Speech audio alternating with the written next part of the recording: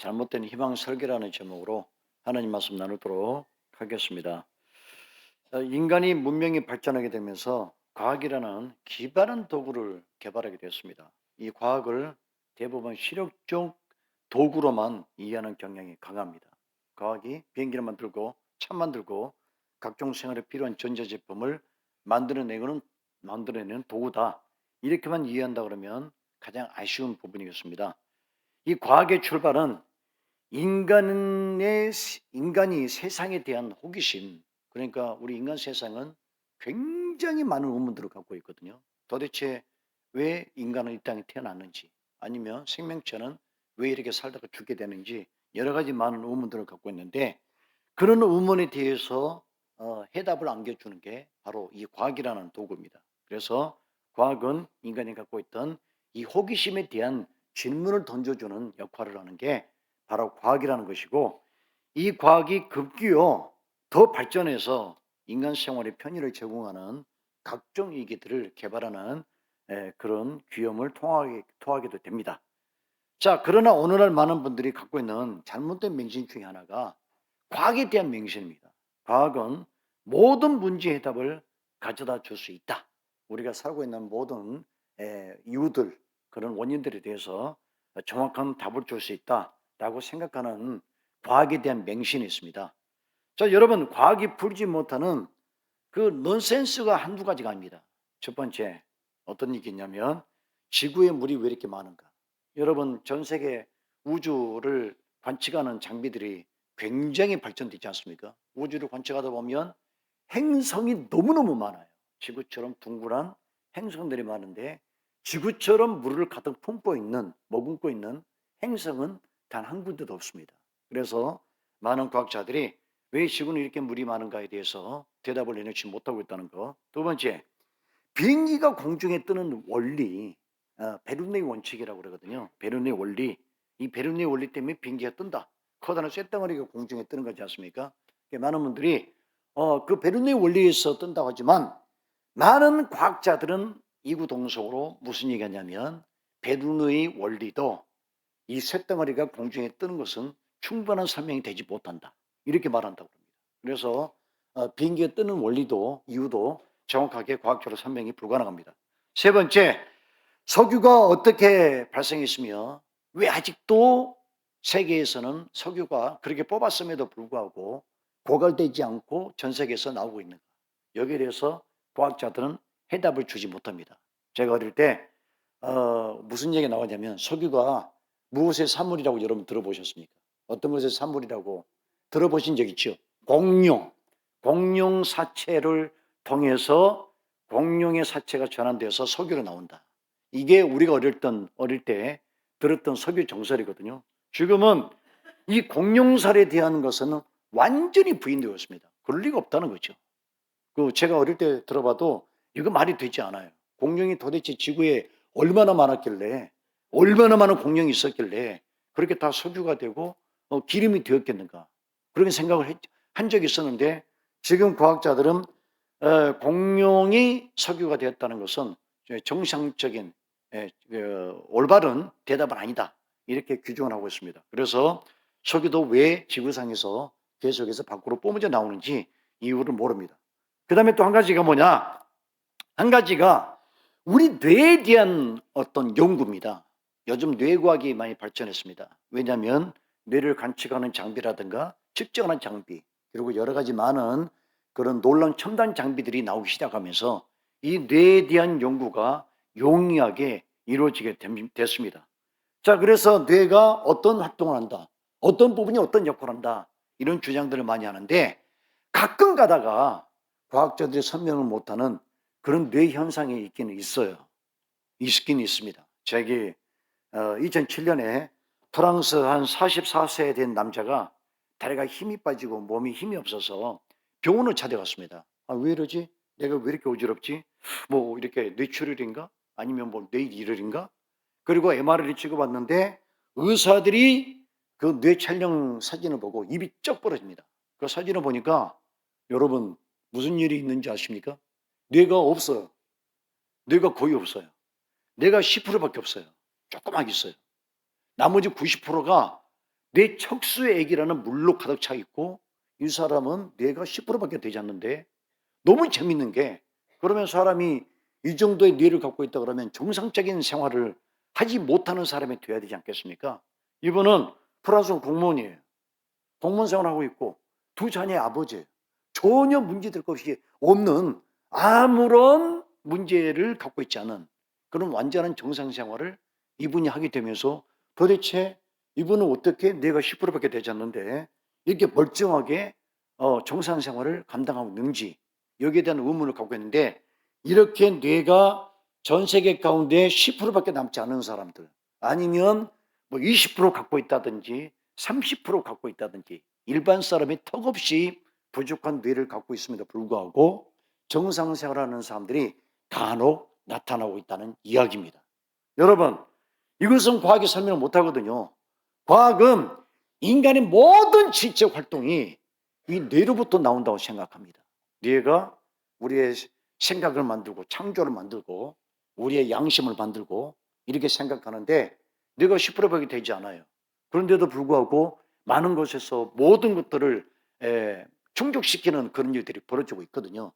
문제는 과학이 여기에 답을 해주지 못하고 있는데 성경은 이런 사건들까지 답을 해주고 있다는 얘기입니다. 여러분, 성경은 인간의 지적 활동이 주체가 뇌가 아니라고 얘기를 해요. 우리는 뇌 속에서 인간 활동이 나오는 게 아니고 이 뇌를 인간의 그 행동을 완전히 그 핸들링하는 그 주체는 바로 영혼이라고 얘기를 합니다. 자, 창세기 2장 7절에 보면 여호와 하나님의 땅에 흙으로 사람을 지으시고 생기를 그 코에 불어넣으시니 사람이 생명이 되니라. 자, 흙덩이에 불과했던 사람 속에 하나님께서 무엇을 집어넣으셨어요? 생기를 불어넣으셨죠. 그 생기가 영혼이에요. 영혼. 제가 한번 여러분 앞에 간증한 거 있지만은 제가 한번 죽어봤지 않습니까? 인삼체험을 해봤는데 사람이 죽을 때 내 진짜 내 본질이 육신이 아니에요. 이건 껍데기에 불과해요. 내 영혼이 진짜거든요. 그러니까 이 프랑스 사람 뇌가 90%가 없고 10%밖에 없는데 정상생활하는 사람 이 사람은 왜 문제가 없느냐? 왜 사고에 아무런 문제가 없느냐? 여러분 무엇으로 설명할 수 있습니까? 영혼으로 설명할 수 있죠. 영혼은 정상이니까. 뇌는 좀 부족할지 모르겠지만 뇌는 기능적으로 떨어지지 모르겠지만 그 사람의 영혼은 정상이기 때문에 모든 직접 활동에 전혀 문제가 없습니다. 그래서 과학으로 설명 못하는 것을 성경으로는 충분히 설명이 가능하다라는 이야기입니다. 자, 굉장히 미스테리한 신비한 이야기죠. 자, 오늘 성경에도 아주 미스테리한 사건을 하나 다루었습니다. 베데스다라는 연못인데 이 베데스다는 제가 직접 가보았습니다만은 예루살렘 성 안에 있습니다. 안에 있는데 지금은 못이 다 말라버렸고 그 모양은 어떤 모양이냐면 그 여러분 로마 시대 때 그 거대한 욕조 있지 않습니까? 로마 시대 거대한 욕조로 연상하시면 됩니다. 거의 같은 모습이거든요. 굉장히 크기도 크고 많은 사람이 모여서 앉아 있을 만큼 성경에도 많은 사람이 그 주변에 앉아 있었다고 돼 있는데 그 정도 크기가 될 정도만큼 굉장히 큰 연못입니다. 자, 이 베데스다 연못을 보면서 무슨 생각을 했냐면 야, 수천 년 전에 성경에 기록된 어떤 그런 그 구조물이 이 수천 년이 지난 다음에도 아직도 남아 있어요. 그걸 보는 것만으로도 굉장히 경이로움을 느꼈어요. 와, 성경은 거짓이었구나. 성경에서 지정하고 말하는 것들은 다 지금에도 그대로 유물로 남아 있거든요. 이런 걸 볼 때마다 성경이 정말 사실에 기반한 성경이라는 것을, 경전이라는 것을 알 수 있고 또 한 가지 이 베데스다에는 굉장히 신비로운 일이 소문이 나 있고 전해져 있습니다.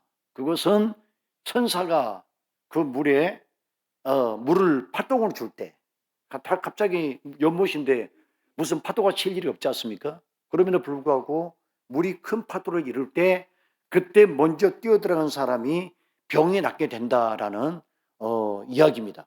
자, 요한복음에서는 이 성경에 보면 베데스다의 못의 이 사건을 이렇게 기록하고 있거든요. 4절에 보면 이는 천사가 가끔 못에 내려와 물을 움직이게 하는데 움직인 후에 먼저 들어가는 자는 어떤 병에 걸렸든지 낫게 되밀어라. 아멘. 자, 낫는다는 거예요? 아니면 소문이라는 거예요?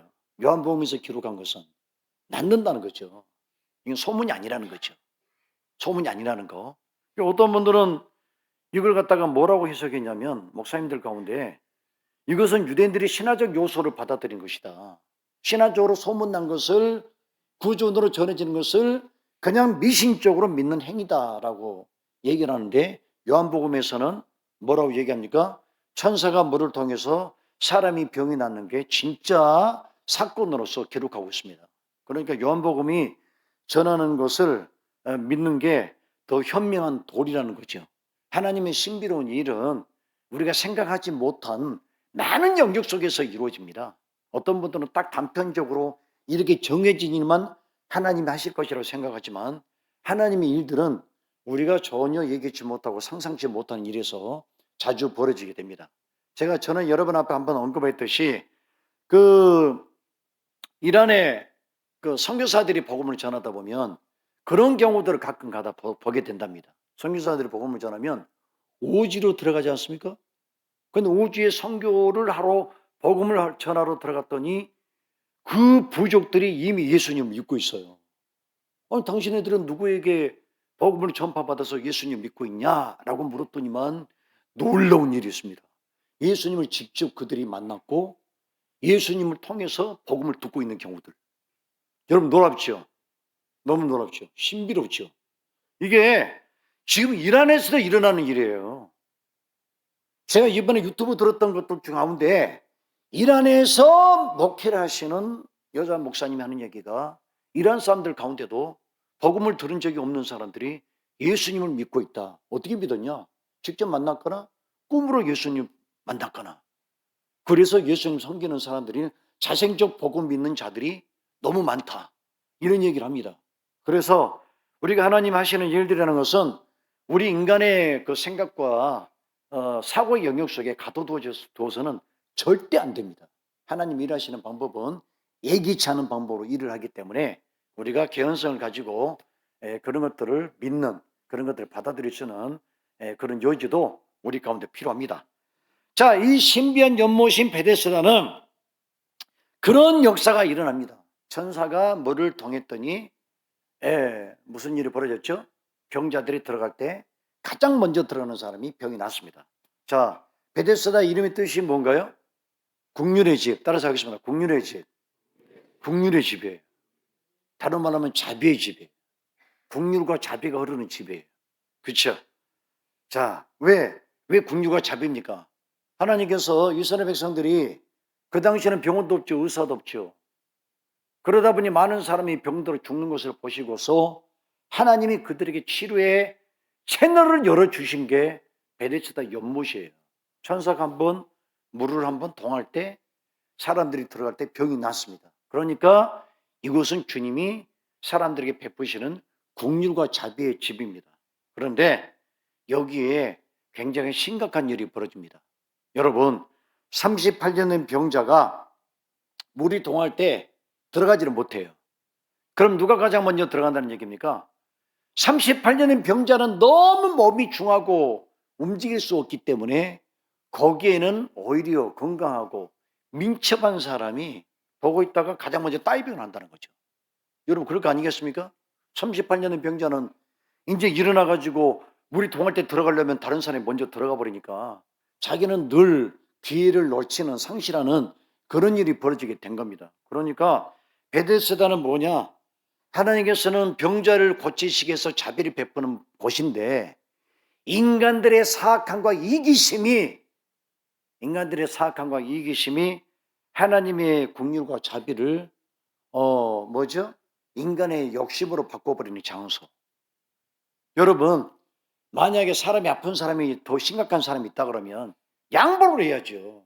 아니, 저는 좀 이따 봐도 괜찮겠습니다. 저는 좀 더 살 수 있는데 이렇게 몸이 좋지 못한 분은 먼저 우리가 모셔다 놓읍시다. 이런 사랑과 이런 어떤 양성과 배려가 여기에 곁들여져야 되지 않겠습니까? 하나님은 자비와 긍휼이 임한다고 하면, 여러분 그렇죠? 인간이 그렇게 반응해야 되겠죠? 하나님의 자비와 긍휼을 베품에도 불구하고 사람들은 그런 식으로 하나님의 자비와 긍휼을 받아들이지 않았다는 겁니다. 가끔 가다 보면 우리 교회 안에도 그런 분이 있습니다. 하나님이 사랑하셔서 축복해 주셨어. 그 사람에게 많은 재물을 주셨습니다. 그러면 그 재물을 가지고 그분이 그 다음부터 무슨 행동을 해야 되겠습니까? 사람을 섬기거나 하나님을 섬기거나 그리고 어려운 이웃들을 섬기는 그런 베품의 삶을 살아야 되겠죠. 문제는 하나님의 사랑으로 물질을 주셨는데 나중에 그것 때문에 목에 기부스를 하고 내가 우리 교회에서 11조 얼마나 많이 하는데 그러면서 자기 교만을 그 부추기는 데 쓰는 사람들이 있어요. 여러분 있지요? 하나님이 똑똑한 머리를 주셨어요. 그러면 그 똑똑한 머리를 이 사회와 이 민족을 위해서 이바지하는 데 그 머리를 써야 되지 않겠습니까? 그런데 그 똑똑한 머리를 가지고 남을 넘어뜨리고 남을 등쳐먹는 일을 하게 되거든요. 인간은 그렇다는 거예요. 베데스다 연못이 바로 그런 것입니다. 긍휼과 자비를 베푸는데 그 긍휼과 자비를 다른 사람에게 선순환시키지 않고 오직 자기가 옳겠다라고 자기가 그걸 갖겠다라고 다른 사람의 아픔과 다른 사람의 그 사장들은 뒤로 한 채 오직 자신의 유익을 취하던 것, 그 추악한 본질이 있는 장소가 바로 베데스다입니다. 베데스다는 어떤 곳이냐? 인간의 본질이 얼마나 더러운가를 고발하는 현장이기도 했던 것입니다. 자, 여러분, 이렇게 연못에 들어가지 못하고 죽음을 기다리는 이 탐욕의 현장에서 아주 운이 좋게 예수님을 만난 사람이 있습니다. 그 사람이 누구죠? 이름이 안 나와요. 그냥 38년 된 병자. 요한복음에는 이 사람의 이름을 적지 않고 38년 된 병중 기간을 기록해서 이 환자의 정보를 우리에게 주고 있습니다. 자, 여러분 이 38년 된 병인이라는 통해서 우리가 무엇을 느낄 수 있을까요? 38년 된 병이라는 것이 우리에게 무엇을 암시하고 있을까요? 여러분 그 사람이 지금은 끙끙 앓으면서 오래 살 수 있어요. 워낙 기술이 좋고 병이 약이 좋고 그다음에 병 치료가 다양하게 접근성을 갖고 있기 때문에 이제는 20년 30년 병아리 하면서 오래 살 수 있습니다. 그런데 과거에는 고대는 그렇게 살 수 있었습니까? 제가 볼 때는 이 사람이 10년 다니고 20년 다니고 무려 38년 동안 아프면서 죽지 않고 살았다는 것이 저는 이게 더 기적이에요. 이게 더 기적. 천사가 물을 통해 가지고 사람이 들어가서 병이 낫는 것보다 이 사람이 이렇게 병을 앓으면서 38년 동안 죽지 않고 끙끙 앓으면서 살았다는 게 더 기적이에요. 여러분 그래 안 그래요? 아무도 그렇게 생각이 없구나. 저는 제가 좀 사람이 삐딱한지 몰라도 어떻게 38년 동안 아프면서 그 시대에 무슨 약이 있어요? 아니면 뭐 병원이 있어요? 아니면 무슨 국가 지원이 있습니까? 그런 국가 지원이 전문 상태 아닙니까? 그때는 어떻게 먹고 살았는지 어떻게 이 병들을 이기면서 38년을 살았는지 저는 이게 더 기적인 것 같아요. 그렇죠 여러분? 그것도 그려지죠? 그렇습니다. 제가 볼 때는 대단한 사람이에요. 저희 집안을 좀 얘기하면은 우리 장인어른 집안, 우리 장모님 집안은요 완전히 장수 집안이에요. 우리 사모에게 얘기합니다. 당신은 장수는 따놓은 당상이라고. 따놓은 당상이라고. 우리 사모에게 얘기합니다. 왜냐하면 저희 집안은 다 단명이거든. 70 넘은 사람이 아무도 없어요. 그러니까 우리 장인 장모 가정은 거의 다 90이에요. 근데 우리 장인어른이 그 유전자의 힘이 얼마나 강한지 그 전화가 왔었어요. 몇 개월 전에. 곧 돌아가실 것 같다고. 90이 다 됐기 때문에 돌아가실 것 같다고. 지금 위중하다고.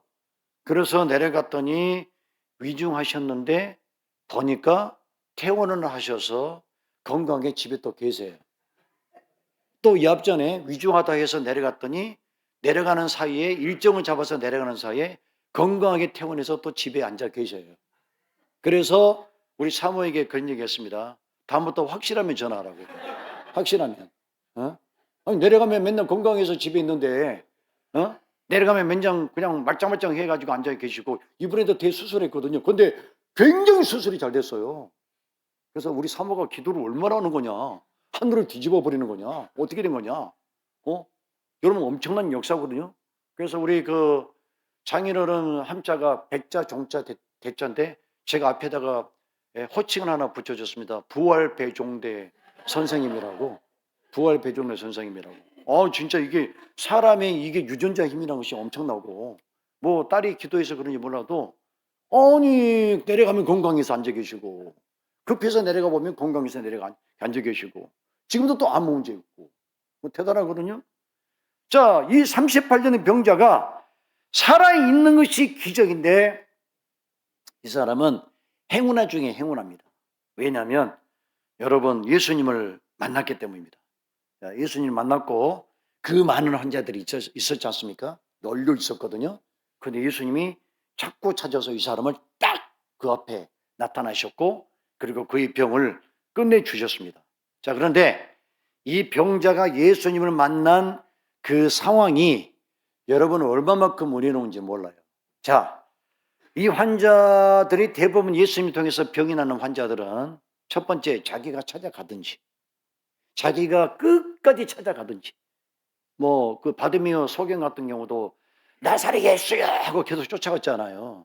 그렇게 해서 병이 낫든지, 아니면 마가복음 9장에 중풍병자 친구들이 병자를 메어다가 예수님께 데려다 주든지, 이런 형식으로 병이 낫거든요.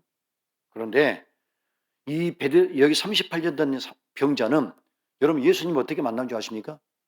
예수님이 찾아오셨어요. 찾아오셨어요. 여러분 이런 행운이 어디 있습니까? 수많은 병자가 있어요. 급한 사람이 한두 명이 아닙니다. 그럼에도 불구하고 예수님이 이 병자를 찾아와 주셨습니다. 그러니까 이 사람은 행운아 중에 행운하고 은혜 중에 은혜를 받은 그런 사람 중에 한 명입니다. 자, 그러면 여러분 이 베데스다 연못 사건을 통해서 우리가 두 가지 정도 묵상해 볼 수가 있습니다. 첫째, 가망 없는 자를 택하신 예수님. 예수님은 누구를 찾아갔어요? 거기 모여있는 사람 가운데 가장 가망이 없는 사람을 예수님은 선택하셨어요. 38년의 병, 너무 오래된 병, 도저히 고칠 수 없는, 가망이 없는, 희망이 없는 그 사람을 주님께서는 찾으셨습니다. 그리고 그에게 은혜를 베푸십니다. 여러분, 성경이 제시하는 희망이라는 다른 용어가 있습니다. 성경이 제시하는 희망이라는 다른 용어. 성경에서는 희망이라는 용어보다도 이 용어로 대체 용어로 많이 사용합니다. 그 용어가 뭘까요? 바로 은혜입니다. 은혜. grace. 은혜입니다. 여러분, 세상에는 가망이 없는 사람들이 이 세상에는 즐비해요. 첫 번째, 누가 있을까요? 경쟁에서 떨어지는 사람. 이 사람은 늘 떨어져. 대학도 떨어지고, 직장도 떨어지고, 그 다음에 뭘 지원해도 떨어지고, 다른 사람 다 들어가도 꼭 이 사람만 떨어져요. 그런 분이 꼭 있어요. 그래가지고 나는 왜 이렇게 떨어지지 하는 경쟁에서 밀려버린, 소외돼버린 사람. 첫 번째. 두 번째, 누가 있냐? 두 번째로는 어디를 가다 사람들에게 버림받는 사람이 있어요. 그 교회 가끔 옮기시는 분 중에 교회를 왜 옮겼냐라고 했더니 교인들이 저도 싫어해요. 그래가지고 그 사람이 다른 교회로 옮기지 않습니까? 그러면 그 교회에서 또 그 사람을 싫어해요. 이상하게 사람들에게 인기가 없고 사람들이 다들 싫어하는 그런 타입이 있습니다. 이런 분들. 세 번째 누가 있습니까? 나약한 사람. 몸이 나약하고 굉장히 정신이 나약하고 그러다 보니까 세상을 살아갈 수 있는 힘을 갖고 있지 않은 사람들, 이렇게 가망 없는 사람들이 있거든요. 그렇습니다. 그런데 여러분, 하나님의 은혜는 누구에게 임합니까? 이런 가망 없는 사람들에게 예수님의 은혜는 찾아간다는 얘기입니다. 오늘 38년 된 병자도 마찬가지예요. 가망이 없었어요. 자, 그러면 38년 된 병자에게 왜 예수님은 찾아갔습니까? 이거 뭘까요? 운이 좋아서 찾아갔을까요? 이 사람이 팔자에 뭔가 좋은 기운이 있어서 예수님이 이 사람을 찾아갔을까요? 아닙니다. 38년의 병자에게서 우리가 뭘 발견할 수 있냐면 이 사람은 갈망이 있었어요. 갈망. 여러분, 자기가 지금까지 여기 왔는데 병이 너무 준해서 못 들어갔어요. 다른 사람은 들어가서 치료를 받고 집으로 돌아갑니다. 그 현상을 한두 번 본 게 아니에요. 자기는 이걸 볼 때마다 나도 저 사람들처럼 건강하게 걸어서 집으로 가고 싶다. 이 열망이 커요, 안 커요? 굉장히 크죠. 고조돼 있죠. 이 갈망이, 목마름이 너무 커요. 그러니까 예수님은 누구를 찾아갔습니까? 38년 된 병자는 갈망이 굉장히 컸기 때문에 그 사람을 주님이 찾아간 거예요. 은혜는 그 사람에게 임하는 거예요. 은혜를. 여러분, 어느 날 많은 분들이 이런 말을 합니다. 목사님, 저에게. 목사님, 저는 주님의 은혜를 입은 적이 없습니다. 저는 주님의 역사를 경험한 적이 없습니다. 기도응답도 받아본 적이 없습니다. 하나님에 대한 체험이 별로 없어요. 이렇게 말씀하시는 분들이 있어요. 있어요, 없어요? 겉으로 끄떡거리지 말고 속으로 아멘하시기 바랍니다. 그런 분들이 많거든요. 목사님, 다른 사람들은 다 교회 다니면서 주의 음성을 들었니, 응답을 받았니, 역사가 일어났니. 그런데 저는 교회를 수십 년 다녔음에도 불구하고 하나님의 살아계신 것을 한 번도 경험한 적이 없습니다. 그분들이 이유가 뭔지 아십니까? 여러분 지금부터 잘 들어요. 지금부터. 산상수훈에 보면 예수님께서 팔복에 대한 이야기를 하십니다. 팔복. 예수께서 머리를 보시고 산에 올라가 앉으시니 제자들이 나온지라 입을 열어 가르쳐 이르시되 심령이 가난한 자는 복이 나니 천국이 그들의 것이며, 이렇게 시작하는 팔복이 나옵니다. 그 팔복을 몇 가지만 언급하겠습니다. 첫 번째, 심령이 가난하면 복이 있다. 애통하면 복이 있다. 온연자는 복이 있다. 의에 줄이고 목마르면 복이 있다. 이 복이 있다는 사람들의 공통점이 뭔지 아십니까? 갈망하는 사람들이에요. 목마른 사람들. 목마른 사람들. 의목이 마르단 말이죠. 강팍한 사람들을 보면 내가 더 선하게 살아야 되겠다라는, 심령이 가난해져야 되겠다는 목마름이 있어요. 그러니까 주님의 은혜는 누구에게 임하냐면 목마른 사람에게 임한다는 겁니다. 목마른 사람, 배부른 사람 임하지 않아요. 배부른 사람은. 여러분, 성경에서 가장 비참하게 죽은 사사가 삼손인데, 삼손이 거대한 힘을 가졌습니다. 기중기 같은 힘을 가졌습니다. 이 사람이 사자를 갈기갈기 찢어버렸다라고 성경 기록하고 있거든요. 얼마나 힘이 좋은지. 사자가 사람의 뭡니까 7명 8명의 사자를 끌어당겨도 줄다리기를 이길 수가 없어요. 그 정도로 사자가 힘이 강합니다. 그럼에도 불구하고 삼손은 사자를 찢어버렸어요. 그 정도 힘이 강합니다. 사사기 15장에 보면 삼손이 블레셋 군대 1000명과 전쟁을 합니다. 그런데 이겼어요. 혼자서 당나귀 턱뼈 하나 들고 1000명을 죽였습니다. 많은 분들이 그럽니다. 에이, 아무리 성경은 거짓말이야. 사람이 아무리 힘이 세더라도 어떻게 한 사람이 1000명을 이길 수 있냐.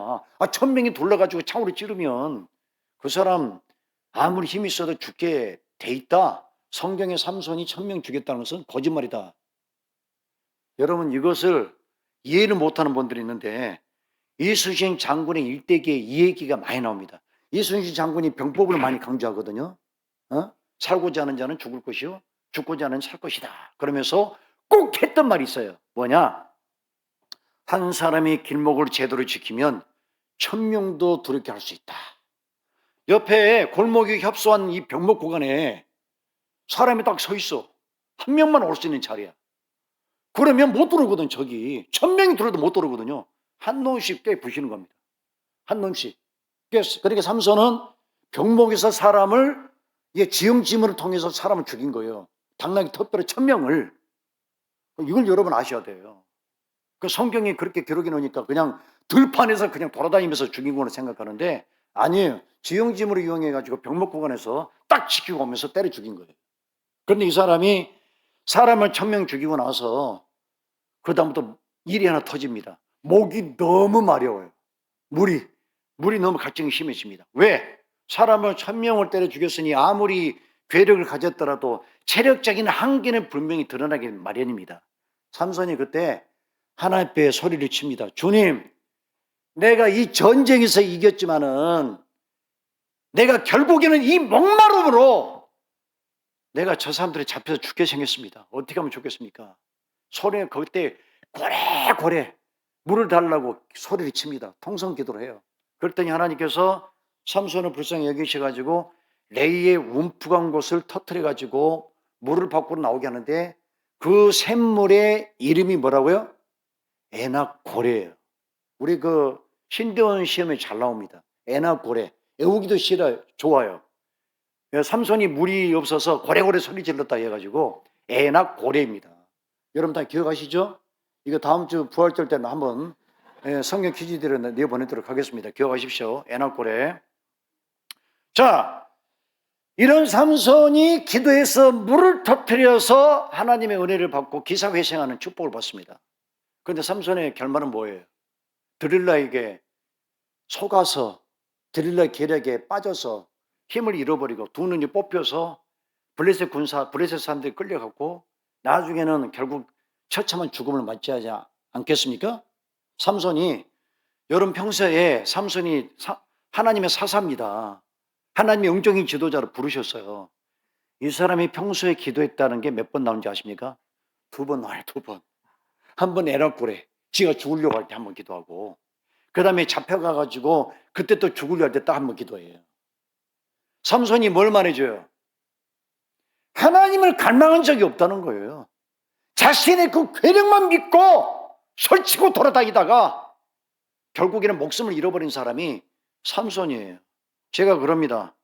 저기 성도들 가운데 저는 목사님 예배도 참석 잘하고 날마다 뭐 하나님 앞에 헌신도 많이 하는데 저는 왜 은혜를 받지 못합니까? 응답을 받지 못합니까? 하나님의 살아계심을 느끼지 못합니까?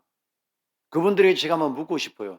진짜 삼손처럼 목이 타는 마음으로 온몸이 타는 마음으로 하나님을 부르짖어 본 적 있어요? 있어요? 없잖아요. 38년 된 병장은 뭘 말합니까? 이렇게 애를 탄 사람에게 주님이 찾아간다는 겁니다. 많은 사람이 자신을 운을 맡겨요. 운을. 에휴 어떻게 되겠지? 시간이 지나면 되겠지. 여러분 그렇게 한번 가슴을 찢고 울어본 적 있어요? 그런 갈망이 오기 때문에 응답이 없는 거예요. 저기 목이 마른 성도들은 설교를 듣는 것도 달라요. 눈이 청청해. 왜? 오늘은 목사님 설교를 통해서 하나님이 어떻게 말씀을 전하려나? 지금 봐봐요. 보는 게 너무 부담스러워. 엄청 목이 마르거든. 예? 그러니까 이 목이 마른 사람은 목회 설교자 하나하나 다 흡수합니다. 제가 예전에 뭐 여기 이제 외람단 얘기입니다만은 저는 김삼화 목사 1년 교회 다니면서 그 교회에서 1년 동안 울었어요. 1년 동안. 가가지고 30분 전에 30분 동안 울어요. 눈물이 흘러요. 다 자더라고. 난 나만 눈 뜨고 들었어요. 나는 목마른 사람이거든. 옆에 사람 코골고 자고 있어. 김삼만 목사님이 그래요. 오늘따라 왜 이렇게 다 자냐? 나는 잠이 안 와. 왜 잠이 오지? 나는 그분이 한마디 하는 게 다 영으로, 가슴으로, 심령으로 들어와요. 왜? 나는 목이 말라요. 여러분 목이 마른 사람은 설교부터 달라. 그러니까 목이 안 마른 사람은 벌써 성가대 할 때부터 셔터가 반절 내려가 있어요. 영업 정지야. 내려와 있어. 그래가지고 아유 교회 다니도 은혜가 안 되고 오늘 제가 일부에 오늘 좀 새로운 신자들도 많이 오셨거든요. 일부 성도들이 와 눈이 이래. 와 그래서 오늘 아주 굉장한 은혜가 있었어요.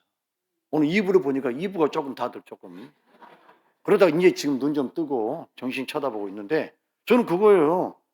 예배 드리는 사람의 그 설교 듣는 태도 보면 그 사람이 갈망을 할 수 있어요. 저 사람 되겠다 안 되겠다. 그래서 저는 딱 올 때 저 사람이 앞으로 인생이 열리겠다 안 열리겠다 무엇으로 저는 그걸 감지하냐면 설교 듣는 태도로 보면 알아요. 저 사람 말씀을 그리워하고 있다. 은혜를 사모하고 있다. 그럼 그 사람은 은혜를 받아요. 그런데 귀통을 듣거나 뭐 귀로 하나 듣고 흘려버리거나 그러면 절대 역사가 안 일어납니다. 여러분 내 말이 틀림없어요. 틀림없어요. 여러분 주님 말씀을 갈망할 수 있기를 바랍니다. 이 설교도 기도응답 중에 하나예요. 기도응답 중에 내가 고민하는 것을 오늘 목사님의 설교로 설교하시더라. 그게 응답이에요. 응답. 두 번째, 베데스다는 무엇을 말하느냐? 잘못된 희망의 설계를 보여줍니다. 38년 된 병자는 희망이 어디 있다고 봤습니까? 연못이라고 봤어요. 저 연못이 나를 고칠 것이다. 그런데 예기치 않은 곳에서 예수님이 나타나셨고 이 38년 된 병자를 고치게 되셨습니다. 그래서 이 베데스다는 뭘 말해주느냐? 사람들은 잘못된 희망에다가 거기다 설계를 하고 거기다 목숨을 걸고 있다 라는 겁니다. 그걸 보여주는 얘기예요. 여러분, 요즘에 많은 사람들이 기행을 펼치고 있는데, 특히 젊은 우리 MZ세대들, 젊은 사람들 잘 들어보십시오. 이거 뉴스에도 나왔었어요. 젊은 사람들이 요즘 많이 팔리는 게 있습니다. 뭔지 아십니까? 부족 굿즈라고 해가지고 불교에서 나오는 부처 있죠? 그걸 가방에다 매달거나 손목에다가 달거나, 아니면 무당이 쓰는 부적을 아예 그냥 돈 주고 팔더라고요. 제가 굿즈 가게 갔더니 깜짝 놀랐어요. 부적을 팔아요, 부적을. 저기 이것도 뉴스에 나왔습니다. 요즘 관악산 주변에 숙박업소가 너무 그 만석이어서 그 잠을 잘 수가 없다면서요. 젊은 사람들이 그 어떤 방송에서 무속인이 나와가지고 관악산의 기운이 가장 세다라는 소리를 듣고 관악산 주변의 호텔에 젊은 사람들이 잠을 잔다는 겁니다. 거기서 잠자고 밥 먹고 저녁에 가서 등산하고 기운을 잔뜩 받아가지고 출세를 해보겠다는 그런 보도들이 나오고 있습니다. 여러분 어떻게 생각하세요? 그러면 관악산 주변에서 사는 사람들은 다 복을 받게? 장사 잘 되고 자식 쑥쑥 낳고 모든 것이 형통하게? 여러분 그렇죠? 사람들이 희망이 잘못된 설계를 갖고 있습니다. 잘못된 희망의 설계를 갖고 있어요. 여기 있는 베데스다 연못, 이 38년의 병자처럼 연못이 자기를 고칠 줄 알아요. 연못이 자기 인생을 바꿀 줄 알아. 거기다 목숨을 걸었어요. 주님은 찾아오셨죠. 네가 낫고자 하느냐? 네가 낫고 싶습니다. 근데 왜 연못을 얘기하냐? 나야 나. 내가 너를 고칠 수 있어. 내가 너를 구원할 수 있는 거야. 그걸 보여주는 게 베데스다 38년 된 이 사건입니다. 여러분 성경에, 저는 성경 읽다가 정말 어떻게 보면 좀 속 시원한 참 감동적인 은혜를 받은 곳이 있는데, 여러분 이스라엘의 남북 분열사에서, 분열 왕조 중에서 통틀어서 가장 나쁜 왕이 누구죠? 손 한번 들어서 얘기해 주십시오. 누구죠? 이스라엘 남북 왕조 중에서 가장 나쁜, 우리 집사님 진짜 손들에게 손 들어줬어요. 아합입니다. 아합이 왕조를 이뤘거든요. 왕조, 나쁜 놈이죠. 그러니까 북이스라엘의 바알을 섬기는 우상 숭배를 가장 만연시킨 왕인 아합이라는 왕인데, 그 아합의 아들이 아시아예요. 아버지를 이어서 왕이 됐습니다. 요놈이 잠을 자다가 침상에서 너무 높아가지고 떨어져가지고 다리가 완전히 부서져 버린 거예요. 지금 같으면은 외과 수술해가지고 핀으로 박아가지고 여러분 다리를 고정시키겠죠. 그러나 고대 시대는 불가능합니다. 이거 수술 불가능해요. 그래서 날마다 다리가 퉁퉁 붓고 염증이 생기고, 그래서 아시아가 이러다가 내가 죽게 생겼구나 싶어가지고 대신을 불러가지고 에그론의 신 바알세붑, 귀신입니다. 귀신. 이 우상에게 찾아가서 내가 살겠는가 죽겠는가 이걸 한번 물어보라고 대신을 심부름으로 보냅니다. 그런데 너무 재밌는 게 하나님께서 그걸 다 보고 계시지 않습니까? 엘리야를 불러요. 엘리야야, 아시아가 다리가 아파서 그게 낫겠는가 안 낫겠는가를 알고 싶어서 에그론의 신 바알세붑에게 대신들을 보내서 물으러 보낸다. 너는 중간에 가는 그 대신들을 만나서 이렇게 전달해 주어라. 이스라엘에 하나님이 없어서 에그론의 신 바알세붑을 찾느냐? 너는 침상에 있는 그대로 죽을 것이다. 이렇게 전해주라 합니다. 여러분 감동적이지 않아요? 이스라엘에 하나님이 없어? 하나님이 없어서 무당을 찾아가요? 여러분 기독교인들 50%가 무당을 찾아가요. 점을 보고 있어요. 아시아와 똑같은 짓을 예수 믿는 사람들이 하고 있습니다. 뭐죠? 잘못된 희망으로 설계하고 있는 거예요. 주님이 희망이 있는데 엉뚱한 데 가가지고 자기 인생과 운명을 맡기고 있는 겁니다. 이런 짓들 하고 있어요. 우리 한국 기독교가 이러니까 썩어버리죠, 교회가. 여러분 오늘 주님께서 말씀해 주십니다. 이 베데스다는 뭐냐? 희망의 설계를 바로 해라. 세상의 점쟁이가 너에게 희망을 주는 게 아니고, 세상의 돈이, 의지가, 너의 머리가, 너의 운빨이 너희 팔자가 너에게 희망을 주는 게 아니다. 오직 그리스도가 너에게 희망이다. 이것을 보여주는 아주 적합한 사건이고 교훈이기도 합니다. 여러분, 길과 진리 되신 예수님께 여러분 인생을 통째로 맡겨서 하늘로부터 부어지는 큰 축복을 받는 우리 모두가 되시기를 주의 이름으로 축원합니다. 기도하겠습니다. 아버지 하나님 감사합니다. 오늘 베데스다 38년의 병자를 보면서 주님 얼마나 많은 사람들이 잘못된 길을 가고 있는지, 베데스다 38년의 병자는 연못이 자기를 낫게 할 것이다 라고 희망을 걸었습니다. 그러나 연못에서는 그 사람 운명을 바꾸지 못하고 결국에는 예기치 못했던 예수님을 만나 병이 낫게 되는 놀라운 은혜를 체험하게 됩니다. 아버지 하나님, 사람들이 돈에다가 희망을 겁니다. 사람들이 아는 친구에게, 친한 친구에게 희망을 겁니다. 돈 많은 부모에게 희망을 겁니다. 그리고 자신의 의지와 똑똑한 머리에다가 희망을 겁니다. 그러나 수많은 사람이 무너지고 넘어지고 상처를 받고 뒹굴게 되는 것을 보게 됩니다. 아버지 하나님, 저희들이 주를 향해서 갈망을 갖게 도와주시옵소서. 목마름이 있게 도와주시옵소서. 그래서 주님께 희망을 두게 도와주시옵시고 우리에게 역사하시는 하나님, 우리에게 은혜를 베푸시는 하나님을 다시 만날 수 있도록 우리 한가람 교우들에게 축복을 더해 주시옵소서. 감사드리며 예수 이름으로 기도합니다. 아멘.